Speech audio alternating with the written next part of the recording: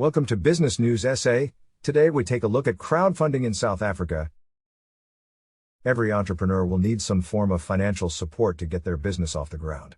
Fortunately, there are a number of different options when it comes to financing a new business or expanding an existing one, from banks and government funding to alternative funders.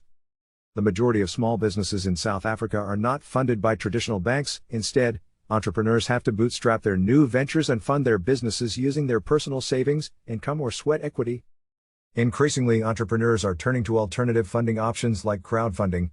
With crowdfunding, entrepreneurs can raise funds through the collective effort of friends, family, customers, and/or individual investors. Crowdfunding is well suited for entrepreneurs as it allows them to raise capital in a way that does not load them with debt or force them to part with equity in the early stages. This model is gaining traction as a viable option for raising capital in South Africa, largely because of the wide range of benefits it offers, such as helping entrepreneurs to reach a wide spectrum of investors and providing market validation, as well as marketing benefits. While crowdfunding is well entrenched in countries like the US and UK, in South Africa the concept has not entered the mainstream, in particular crowdfunding for a business venture. The most established platforms in South Africa are BackaBuddy, launched in 2007, and Thundafund, started in 2011, both focus on raising funds for charities and individual causes. In 2017, Uprise Africa was introduced as the first equity crowdfunding platform in the country.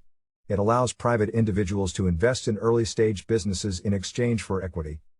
In the past 2 years, crowdfunding has grown in popularity, largely because of the COVID-19 pandemic in 2020. During the lockdown, many businesses found themselves without income and with mounting operational expenses and without access to traditional funding options or COVID-19 relief funding. This, coupled with the digital transformation driven by the pandemic, saw interest in crowdfunding soar. According to an IT Web report, a number of local crowdfunding platforms such as Thundafund, Uprise Africa, and Jumpstarter reported that registrations by local businesses soared during the lockdown. Crowdfunding platforms such as Phoenix, Thundafund, Uprise Africa, Jumpstarter Crowdfunding, and BackaBuddy report that they all saw an increase in activity on their platforms since the announcement of the nationwide lockdown.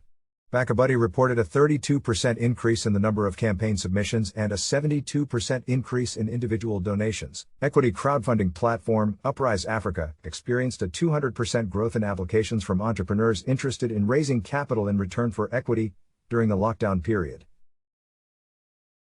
A lot of thought has to go into choosing the right funding option for your business. This will of course vary from business to business. Entrepreneurs will need to consider factors such as taxation, the terms of funding, dilution of ownership, risk versus return, and impact on cash flow in the future.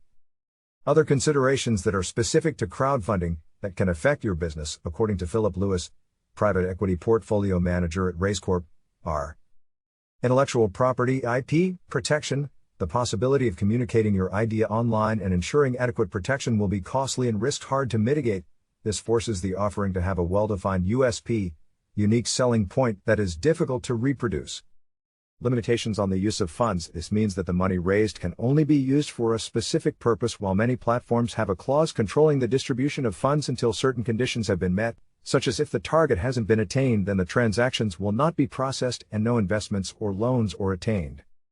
Accounting and compliance considerations. Due to the fact that the industry is relatively new and it is experiencing large amounts of growth, there are continuously new regulations and rules that are being implemented, which, depending on your business type and location, may have negative implications of your ability to raise funds.